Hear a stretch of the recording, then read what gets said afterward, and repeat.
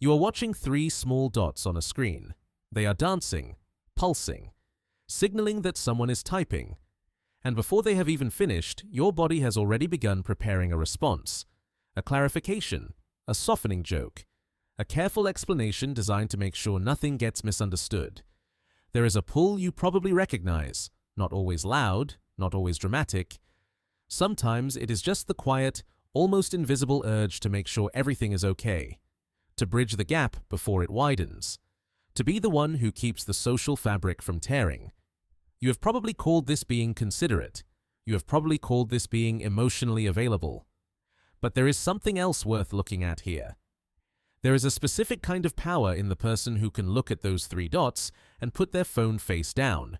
Not out of cruelty, not out of strategy, but because their internal state is not waiting for external confirmation to stay stable. That is what the next few minutes will sit with. Not how to manipulate people, not how to make others chase you, but why the compulsion to respond, to explain, to repair, to remain available is worth examining before you act on it. The internal experience usually sounds something like this. If I don't respond, they'll think something is wrong. Maybe they misunderstood what I meant. I should just clarify. It won't take long. That loop, that quiet negotiation with yourself before you have even finished reading their message, is not just consideration. It is a pattern that has been protecting you for a long time.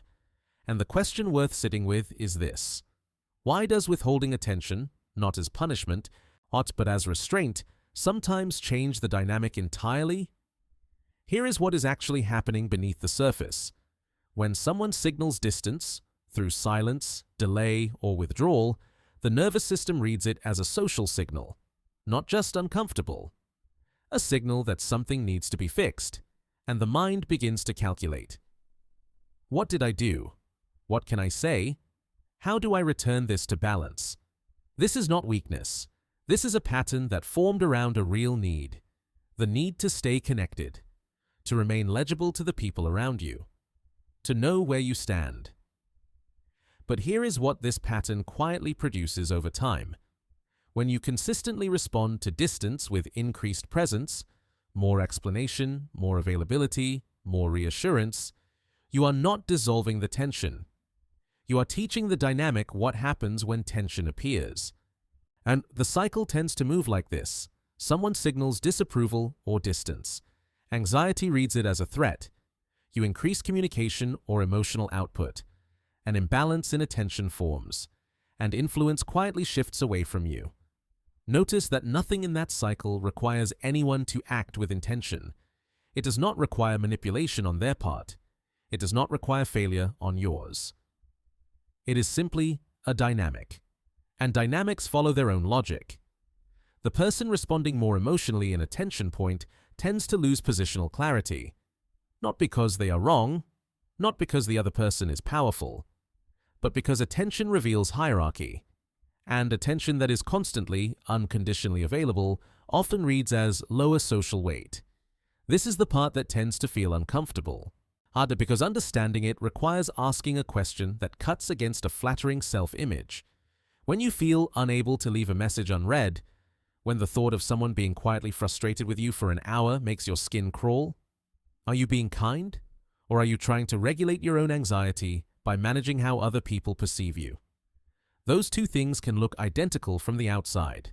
The same message sent, the same clarification offered, the same emotional check-in extended. But the internal origin is different. One comes from stability, one comes from threat, and the dynamic they produce over time is not the same. When you increase your output in response to someone else's withdrawal, you are sending a signal. You are signaling that your internal equilibrium depends on their engagement. Machiavelli understood a fundamental truth about human perception. We do not value what is hyperabundant. We value what is selective. When you ignore the impulse to repair every minor friction, you change the gravity of the interaction. You are no longer orbiting the other person's mood. You become the stationary object. The person who is more comfortable with silence, the person who can resist the urge to fill every gap, holds positional clarity in that moment.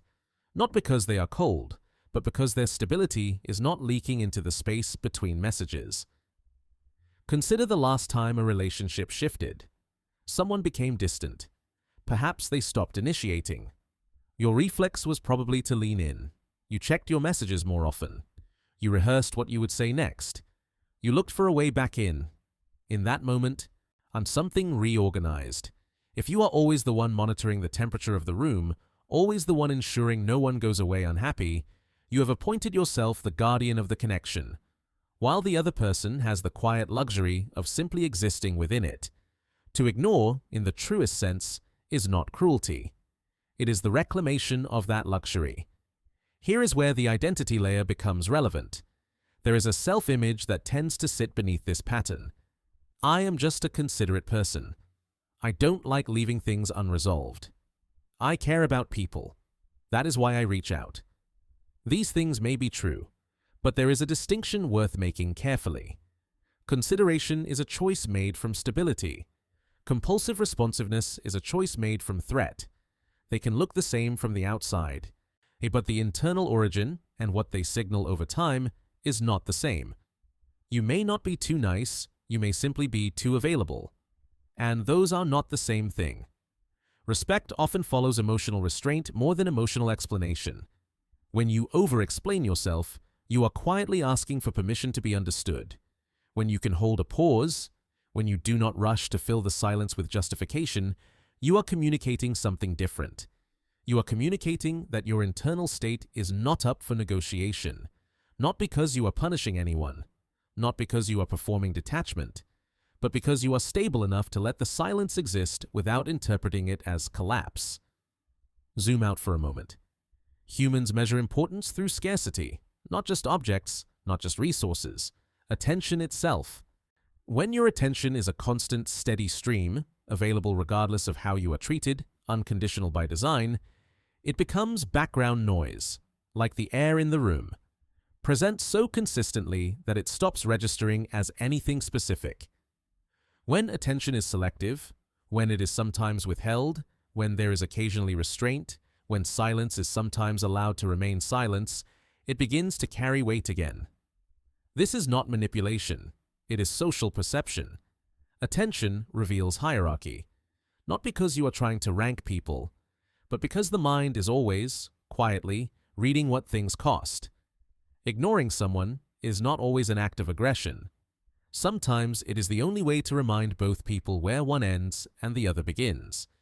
It is the quiet restoration of a boundary that has been slowly eroded by your own over-availability. And the boundary is not a wall. It is simply a signal that your presence is a choice, not a reflex, not a defense, a deliberate act. So the next time that pull appears, the urge to respond immediately, to clarify, to repair, to make sure everything is okay before you can settle, notice it, not to judge it, not to suppress it, just to see it clearly. Ask where it is coming from. Is it coming from genuine connection, or is it coming from the part of you that learned somewhere along the way that silence was dangerous? Because those two origins feel similar in the body, but they require different responses. Patterns protect before they limit. The pattern of constant responsiveness, of rushing toward resolution, of filling every gap, was built for a reason. It kept something safe. It kept you connected when connection felt fragile. It is only worth examining now because you have the awareness to do so. Notice the impulse, the urge to explain, the reflex to bridge. Then, just for a moment, let it sit there.